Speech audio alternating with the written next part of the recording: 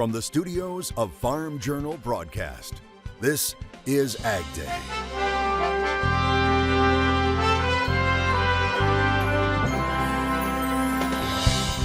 A lonely sheep no more. Fiona has arrived. She's doing absolutely phenomenal. How a group of farmers came to her rescue. It's a big report day. That is basically the last piece in the puzzle. What we'll be watching out of the latest supply-demand report. And could U.S. Ag be turning a new leaf with China? China did make the biggest buy in 3 months, also adding to the support. The latest on the rumors and a couple of big buys right now on AgDay. AgDay, presented by Pioneer. What's next happens when the name on the cap matches the power of one's purpose. Pioneer. What's next happens here. Good morning, I'm Clinton Griffiths. Soybeans continuing to make gains midweek with the possibility of a big China buy. Reuters reporting the country made its largest single-day U.S. soybean buy in 3 months earlier this week. Now, it says trade sources told them that Beijing importers purchased around 10 cargoes of soybeans. That equals about 600,000 metric tons, or more than 22 million bushels of soybeans. Now, it's reported those shipments would move out of the Gulf Coast and Pacific Northwest between December and March. It could be a positive development when it comes to sales of soybeans overseas, which are behind the normal pace. And part of that big buy from China may have just been announced by USDA, the agency announcing 4 flash sales, including a 433,000 metric ton buy of soybeans to China. There's 270,000 metric tons of corn to Mexico, along with 132,000 tons of beans to unknown destinations, and more than 344,000 metric tons of soybeans to unknown destinations received in the reporting period. China did make the biggest buy in 3 months, also adding to the support. We had an 84-cent rally since October 31st's low, and really a new recent high back to prices from mid-September. So could these sales also be a sign of relations improving with China? Barron's reporting the country is ready to hold talks with the U.S. at, quote, all levels. That announcement coming from Beijing's vice president at the Bloomberg New Economy Forum in Singapore. Vice President Han Zheng saying recent high-level meetings between the two countries were sending positive signals that relations were improving. Now, President Biden is heading for San Francisco next Tuesday for the Asia-Pacific Economic Cooperation Economic Leaders Week. He is scheduled to meet with Chinese President Xi Jinping. The two leaders last met in person at the G20 summit in Bali almost a year ago. One ag product that doesn't seem to be making it overseas right now, U.S. wheat, with exports appearing to reach a 20-year low. Bloomberg says it's due to several factors, including the shrinking Mississippi River and competition from plentiful global grain supplies. Now, as we've been reporting, drought has significantly reduced the water levels on the Mississippi River. It's a key route for shipping about 2/3 of U.S. grain exports to the Gulf. And while water levels have slightly improved from a record low last month, global crop buyers have already turned to alternative sources for their grain needs, and that cuts into demand for U.S. wheat. Now, last week, export inspections of American wheat totaled only 71,608 metric tons. Meanwhile, we're rounding out fiscal year 2023 for ag with a record trade gap. Government officials say ag exports reached over $178 billion, while imports soared to a record $195 billion, leaving a trade gap of $16.6 billion. Now, despite that deficit, it was a better outcome than initially anticipated by USDA, which had predicted exports of $177.5 billion and imports of $196.5 billion. Happening later today, we'll get a better look at the trade picture and harvest yields as USDA releases its monthly supply and demand report. For all of the fall crops, this will provide us with one more update on yields and acres harvested along with production. And forecasters say it should pretty much be the final word on U.S. production estimates. We're looking at the production in markets around the world. So we're truing up our production forecasts for all of our other global suppliers. And then this NAS information that we get the morning of lockup, that is basically the last piece in the puzzle. Those results will come out today at noon Eastern Time. Look for numbers to post online as soon as possible on AgDay's social media and on agweb.com. More rain relief could be on the way for the Mississippi River. Meteorologist Matt Engelbrecht joins us with more. Yeah, that's exactly right. It's not exactly a tropical system, but we are using some tropical moisture from the Gulf of Mexico to kind of bring some relief to the Mississippi River, with dry spots showing up in across Texas and Louisiana. Finally getting some rain in here. We could obviously use some more. Now back up to the north, a system that we've been following all week long is going to bring some showers as well as some snow, obviously in higher elevations, but that's going to track more to the north with that energy rather than to the south. As we get into next week, as you see coming up with that jet stream, we got a ridge of high pressure building across the United States. So there's basically two areas where we can get rain or some significant rainfall. That's going to be underneath the ridge, back down here where we're going to see it in the Gulf of Mexico, and then back above the ridge into Canada, and also on the northwest coast, as well as on the northeast coast where we got that rain coming back down, also some snow. There's a look at the precipitation forecast. Yields in the Fields on AgDay is brought to you by Micro Essentials, the super granule that packs balanced nutrition into a single granule for uniform nutrient distribution, increased nutrient uptake, and season-long sulfur availability. Beating commodity fertilizers every time. Supercharge your yields with the Mighty Micro from Mosaic.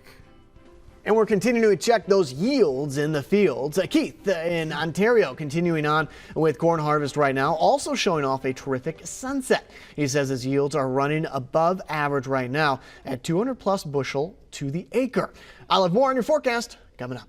Concerns about citrus greening are on the rise in California. The USDA and California Department of Food and Agriculture now expanding the areas in California under quarantine for the Asian citrus psyllid. This follows the recent discovery of the insect that transmits citrus greening there in California. The USDA says the quarantine area now includes Fresno, Kern, San Luis Obispo, and Tulare counties. And 18 other California counties are also being added to the list by the department's Animal and Plant Health Inspection Service in order to apply safeguarding measures to track regulated items from possibly coming from those quarantine areas in an effort to prevent the spread of the disease. In election news, on Tuesday, voters in Texas overwhelmingly approved a right to farm law called Proposition 1. It was just one of 14 constitutional amendments on the ballot for voters in Texas. Proposition 1 establishes a right to farming, ranching, and other ag activities on owned or leased personal property. Now, it passed Tuesday by a vote of 79 to 21% in favor of protecting those rights. The measure, while protecting farming and ranching, doesn't prevent lawmakers from passing future regulations that do protect public health and safety. Now, officials say Proposition 1 is needed in order to update protections for agricultural producers. Drought and lower production has thieves targeting olive trees in the Mediterranean. In that region's largest olive growing countries, prices for olives and olive oil is putting a target on the trees. Recent drought and hot weather taking a toll on production, and that sent prices soaring. Thieves are now targeting the trees, even cutting down some that have been in production for a century or more. In Italy, growers are pleading for help from police, while in Greece, farmers are asking to bring back a special rural police division. In Spain, a company developing a tracking device that looks like an olive to try and catch the perpetrators. Milk prices are down significantly this year. We'll dig into the outlook for the months ahead coming up next in Markets Now. And later, the incredible rescue of the world's loneliest sheep, a story you won't want to miss today in the country.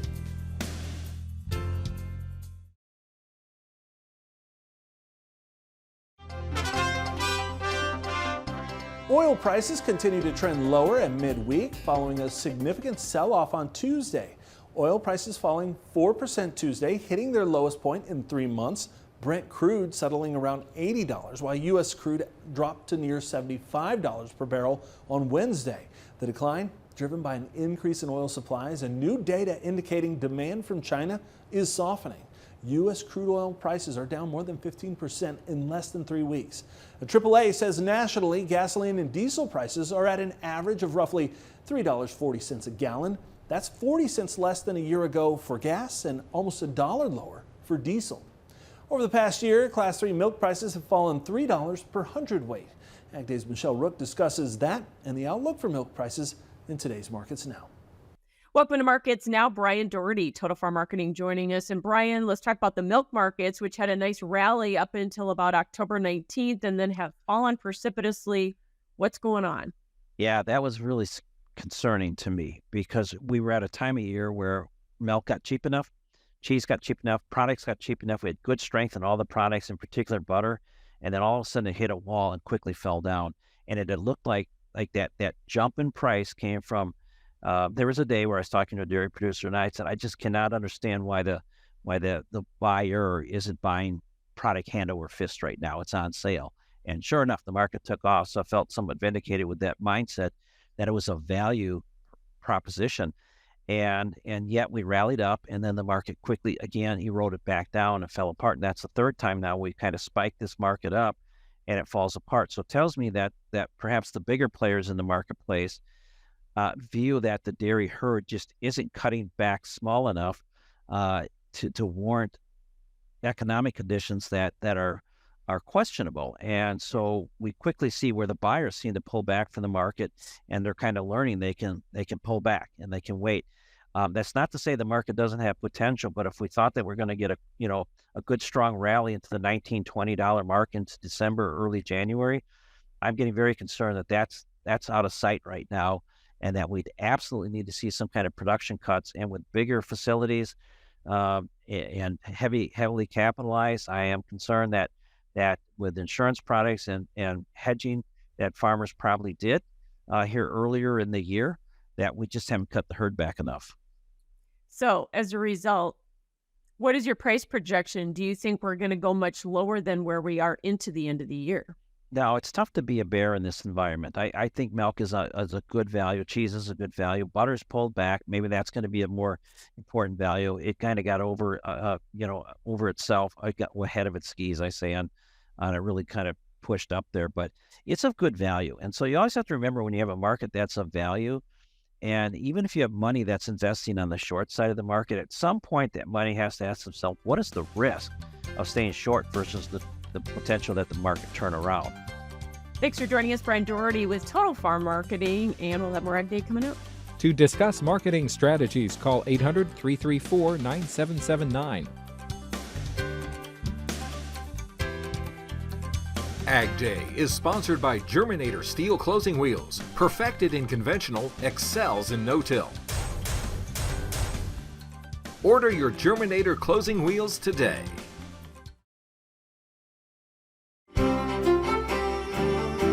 want to start off looking at that temperature forecast. So we're starting to see that next, call it a major system, not necessarily in the rain or the cold air aspect, but major system in the overall pattern setting up across the United States. So temperatures this afternoon, see more of the 80s, New Orleans at 82, 83 in Jacksonville. You come back up here to the north and to the northwest.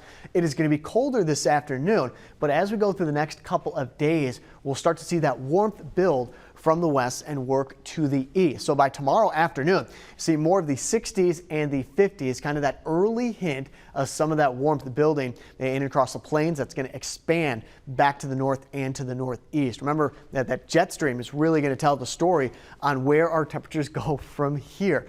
But let me let you look at the entire map. Doesn't matter where you look on this, you're either normal or above normal temperatures between November 13th and November 17th. That is a very high confidence signal. What we've been talking about the last couple of days. In fact, last week, we were starting to kind of communicate or talk about that ridge of high pressure building in, similar to what we had in the summer with the extreme heat. Now that we're a little bit cooler, of course, the climate starting to cool a little bit as we get closer to winter.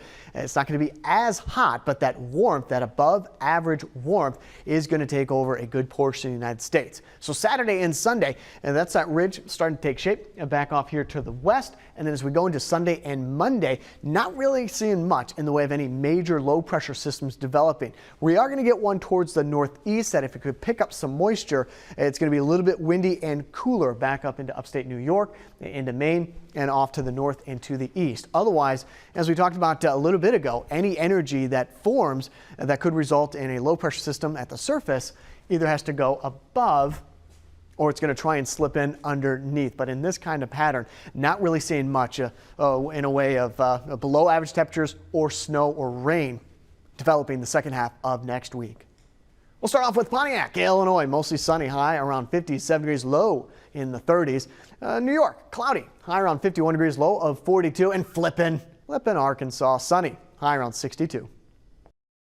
Your next piece of equipment is on MachineryPete.com. Search equipment from dealerships across the country to find what you're looking for. Only on MachineryPete.com.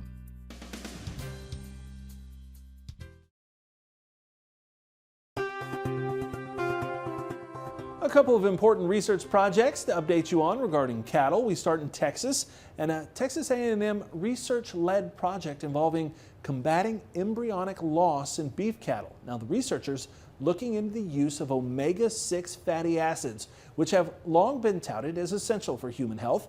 They are typically derived from vegetable oils, seeds, and nuts. The team of researchers has determined these same fatty acids could be a management tool in cattle pregnancies, particularly, they say, in the first 28 days of gestation.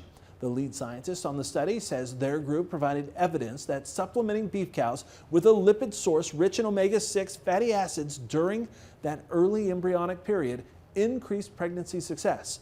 Now the team is looking into the optimal nutritional additives to provide beef cattle during the breeding season. And they say they need answers into how much is too much when it comes to omega-6 fatty acids. On to The Ohio State University now, and important news regarding an exotic tick that can kill cattle. Now they're looking into Asian longhorned ticks. They report the tick arrived in the state back in 2021 and in such large numbers that their feeding frenzy on one farm in southeastern Ohio left 3 cattle dead. Researchers believe the cattle died from severe blood loss. They are reporting the state's first known established population of those ticks, and for now are focused on monitoring and managing them.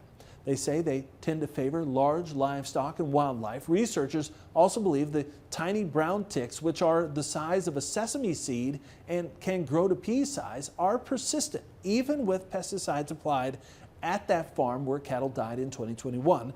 The pests did return the following summer. A lead researcher believes they will eventually spread to every part of Ohio and will be a long-term management problem. Now, she says there is no getting rid of them entirely.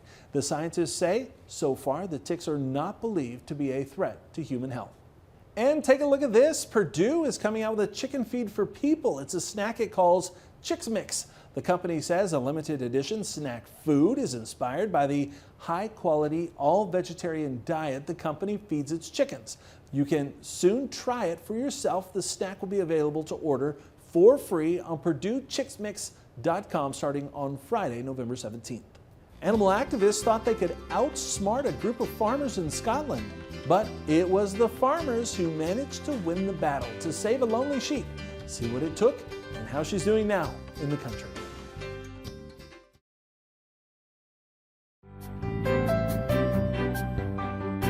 The so-called world's loneliest sheep is lonely no more after being rescued from a cliff in Scotland. The sheep, dubbed Fiona, lived at the base of a cliff on the Scottish coast and in a cave for at least 2 years. Now, it's presumed Fiona fell down the hill when she was young, but no one had the will or a way to rescue her until now.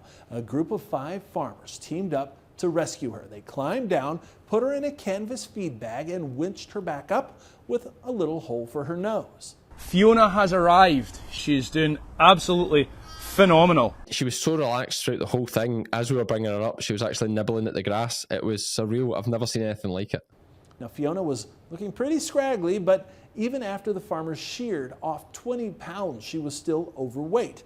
Now, we're learning there was a race to rescue her. Animal activists had been visiting Fiona in recent days. They said they were doing it to get her used to people before planning to bring her back up. But the farmers beat them to it, taking her to a nearby farm park where the public can visit her. We're going to give Fiona a 5-star home. Those animal activists, however, started a petition to send Fiona to a sanctuary and protested outside of the farm, saying free Fiona, which is completely ridiculous. The farm manager adding the need for Fiona to be in a safe and settled environment, and he says he's frustrated with activists who have been trying to prevent her transition to a well-suited home. But one thing Fiona isn't anymore is lonely. And there you have it. That's all the time we have this morning. We're sure glad you tuned in. From all of us here at AgDay, I'm Quentin Griffiths. Have a great day.